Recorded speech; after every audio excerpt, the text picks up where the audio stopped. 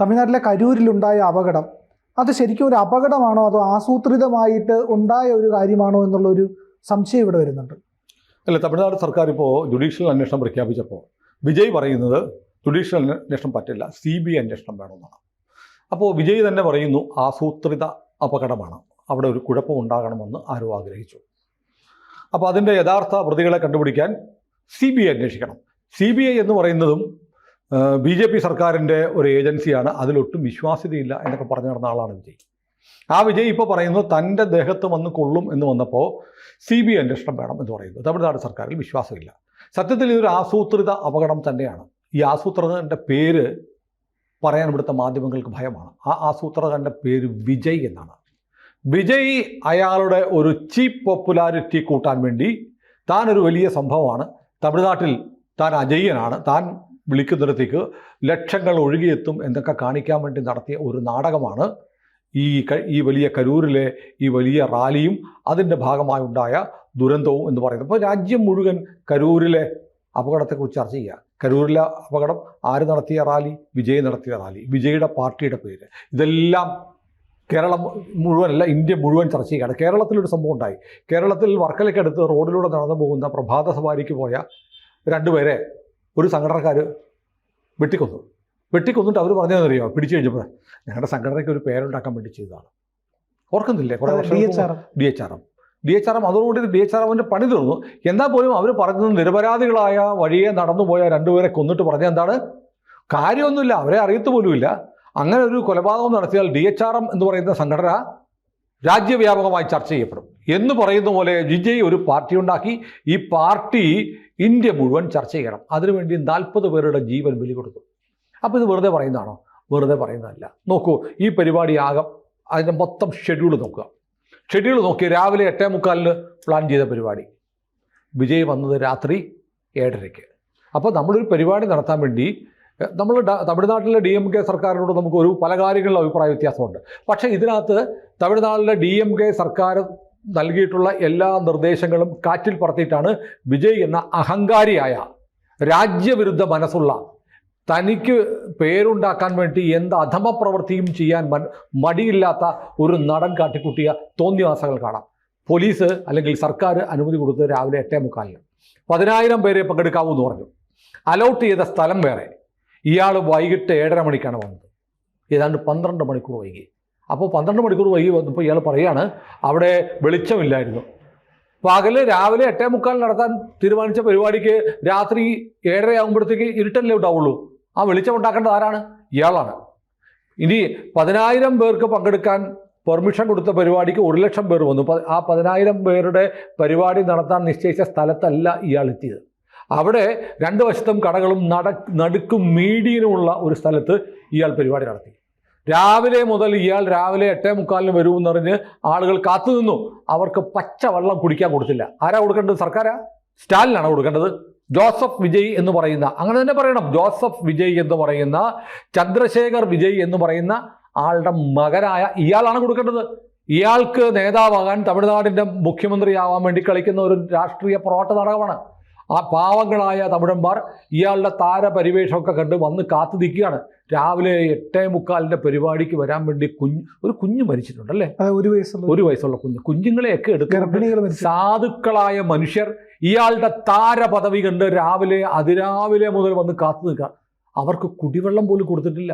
ഇയാൾ എന്ത് നേതാവാണ്? ഇയാളൊക്കെ ഈ തമിഴ്നാടിൻ്റെ മുഖ്യമന്ത്രി ആയാൽ ഈ രാജ്യത്ത് എന്തായിരിക്കും ജനങ്ങളോട് എടുക്കുന്ന നിലപാട്? അതാണ് നമ്മൾ ആലോചിക്കുന്നത്. അതിൻ്റെ കുറ്റം പറയുകയാണ്. എന്തറിയോ, തമിഴ്നാട് സർക്കാർ എൻ്റെ പരിപാടി പൊളിക്കാൻ തീരുമാനിച്ചു.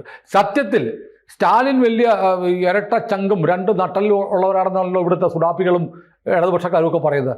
സത്യത്തിൽ സ്റ്റാലിൻ തൻ്റെ ഇടം ഉണ്ടെങ്കിൽ ഈ തെമ്മാടിയെ പിടിച്ച് അകത്തിടണം. ഇത് ഞാൻ 2024 ഡിസംബർ 4 നടന്നൊരു സംഭവം ഓർമ്മിപ്പിക്കാം. അന്നാണ് പുഷ്പ എന്ന് പറയുന്ന സിനിമ ഹൈദരാബാദിലെ സന്ധ്യ തിയേറ്ററിൽ റിലീസായത്. അവിടെ തിക്കും തിരക്കിൽപ്പെട്ട് രേവതി എന്ന് പറയുന്നൊരു സ്ത്രീ മരിച്ചു. അതെ, അവിടുത്തെ മുഖ്യമന്ത്രി എന്താ ചെയ്യുന്നറിയോ? അതുകൊണ്ട് എനിക്കത് യോജിപ്പൊന്നുമില്ല. ഈ സിനിമയിൽ അഭിനയിച്ച നായകനായ അല്ലു അർജുനെ അറസ്റ്റ് ചെയ്തു. അല്ലു അർജുൻ ഈ പറയുന്നത് പോലെ അവിടുത്തെ ഈ ചിരഞ്ജീവിയുടെയും അവിടുത്തെ ഉപമുഖ്യമന്ത്രി പവൻ കല്യാണിൻ്റെയൊക്കെ ബന്ധുവാണ്, ജ്യേഷ്ഠന്റെ മകനാണ്. അതെ. അല്ലുവിനെ പിടിച്ച് അറസ്റ്റ് ചെയ്തു, അകത്തിട്ടു, കോടതി ജാമ്യം കൊടുത്തിട്ടും ഒരു ദിവസം കഴിഞ്ഞാൽ വിട്ടയച്ചത്. ഒരാൾ മരിച്ചു. ഒരു സിനിമ റിലീസായതാണ്. ഇതുപോലെ ആളെ വിളിച്ചു കൂട്ടി, നിങ്ങൾ വാ എന്നെ കാണാൻ വാ എന്ന് പറഞ്ഞ് വിളിച്ചു കൂട്ടിയൊന്നുമല്ല. അപ്പോൾ അല്ലു അർജുനും മലയാളത്തിലെ നമുക്ക് വിജയനെ ഇഷ്ടപ്പെടുന്ന ഒരുപാട് പേര് ഇവിടെയുണ്ട്. അതുകൊണ്ട് വിജയ് ചെയ്യുന്നതെല്ലാം ശരിയാണെന്ന് വെള്ളപൂശാനൊന്നും നമുക്ക് നേരമൊന്നുമില്ല. ആഭാസകരമായ, രാജ്യവിരുദ്ധമായ, നിയമവിരുദ്ധമായ ഒരു പരിപാടിയാണ് വിജയ് നടത്തിയതെന്ന് ഒരു തർക്കവുമില്ല. ഇത്ര 40 പേരാ മരിച്ചത്.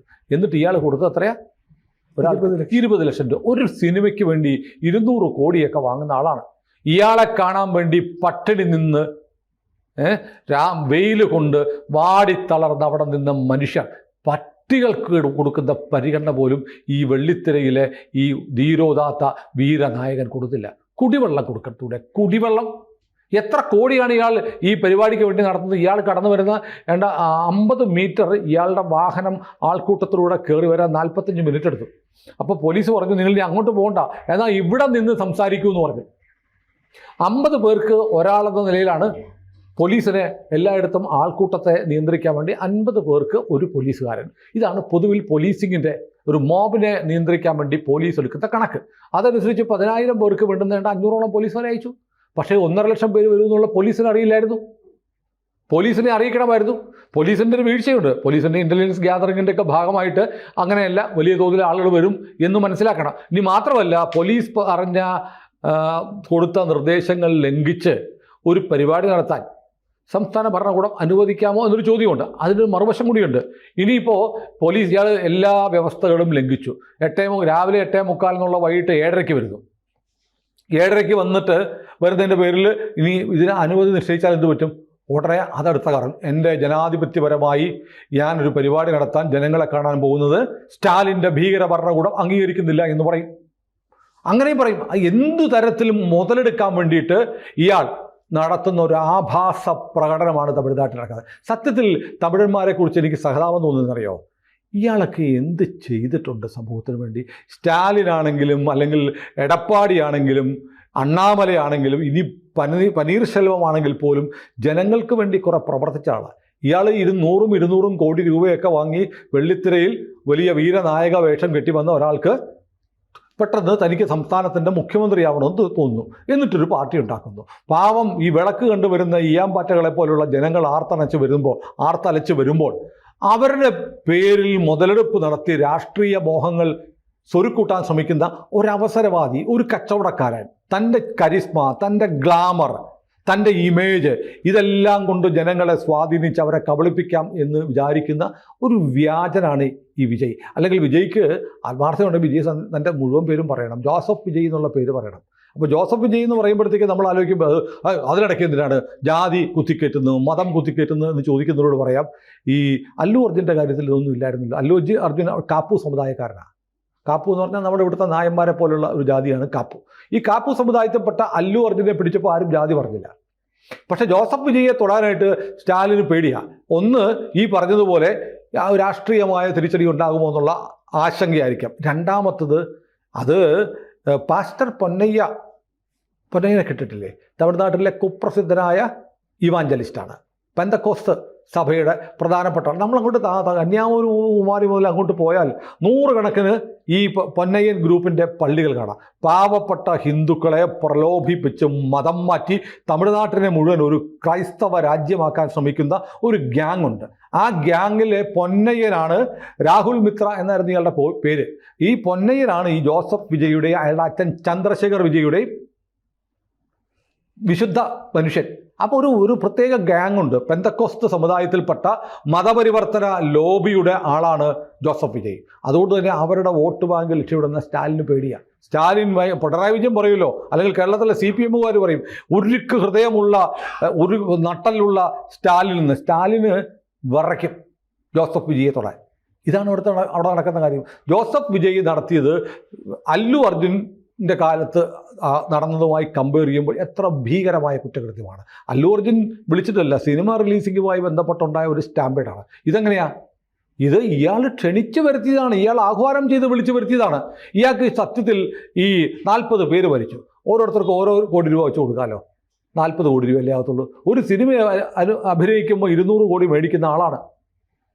200 കോടിയാണോ എന്ന് നമുക്കറിയില്ല, അതിൽ കൂടുതലാവാനേ, അതിലെന്തായാലും കുറയില്ല. വിജയുടെ സിനിമകളുടെ അറിയാമല്ലോ. നമ്മൾ നോക്കുമ്പോൾ വിജയ് വളരെ നിഷ്കളങ്കനാണ്, നിഷ്കളങ്കമായ മുഖമുള്ള ഒരു പയ്യൻ്റെ മുഖമുള്ള ചെറുപ്പക്കാരൻ.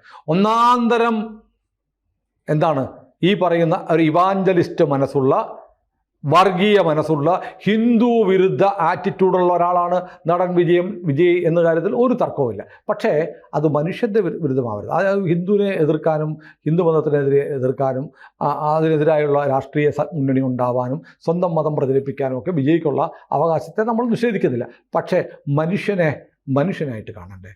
മൃഗങ്ങൾക്കുള്ള പരിഗണന പോലും കൊടുക്കാതെ ഈ പാവപ്പെട്ട 1.5 ലക്ഷം മനുഷ്യരെ അതിമൃഗീയമായി പീഡിപ്പിച്ച, കഷ്ടപ്പെടുത്തിയ, കൂട്ടക്കൊലക്കിരയാക്കിയ ഇയാൾക്ക് പബ്ലിസിറ്റി ഉണ്ടാക്കാൻ വേണ്ടി നടത്തിയൊരു നാടകമാണ് ഇതുപോലും. എന്നിട്ട് നോക്കുക, ഈ കുറേ ആളുകളെ ആംബുലൻസ് കയറ്റിക്കൊണ്ട് പോവാണ്.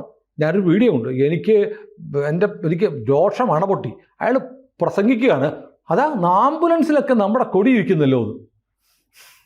അപകടം പറ്റിയ ആളുകളെ തൂക്കിയെടുത്ത് പോകുമ്പോൾ ഏതോ ഒരു കൊടി ആംബുലൻസിൽ പറ്റിയിരുന്നപ്പോൾ ഇയാൾ ചോദിക്കുക, ആംബുലൻസിൽ വരെ നമ്മുടെ കൊടി ഇരിക്കുന്നു എന്ന്. അത്രമാത്രമുണ്ട്. മറ്റൊരു വീഡിയോ കണ്ടിട്ട് എനിക്ക് സഹിച്ചില്ല.